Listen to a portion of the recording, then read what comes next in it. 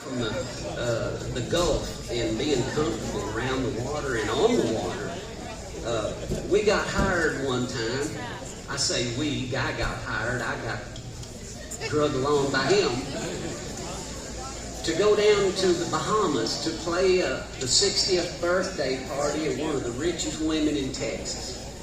And she had all the money in Texas, and she decided for her birthday she wanted Guy Clark. And so there was no expenses spared. They sent a helicopter. Well, they flew us to Miami, picked us up on a private helicopter. Me and Guy, can you imagine that?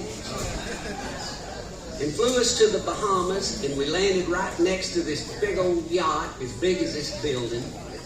All teak wood and brass and mahogany, and had about 4 bars on it.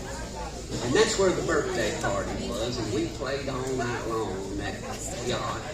And Guy and I were supposed to leave early the next morning, but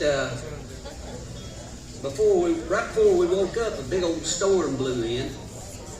Strong winds, waves high as the ceiling. I knew we couldn't get on no boat and get out of there, and I thought, we're going to have a day off in the Bahamas. I'm going back to bed.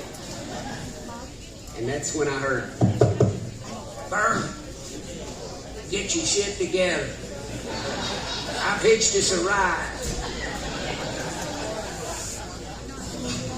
Guy had been out there in the wee hours of the morning hitching us a ride on a shrimp boat, albeit a competition shrimp boat, so it was a little fancier than you basic. Actually, I don't think it was a shrimp boat. It was a kind of a nice fishing boat. But anyway, it was a damn boat. And here we go, up and down these waves, 40 foot high. We'd go up one, crash down the other side. And about a half an hour into it, I'm just throwing up in the cabin. I'm trying to keep our guitars from bouncing off the walls, and it was serious. And it was only then that I looked around, and it occurred to me that Guy wasn't in the cabin with me. And I thought, where in the hell is Guy? The old captain said, I think he's out there on the back. And I looked out the back window of that thing, and he was strapped in that chair on the back of the boat. Strapped in that chair, asleep. And his old head was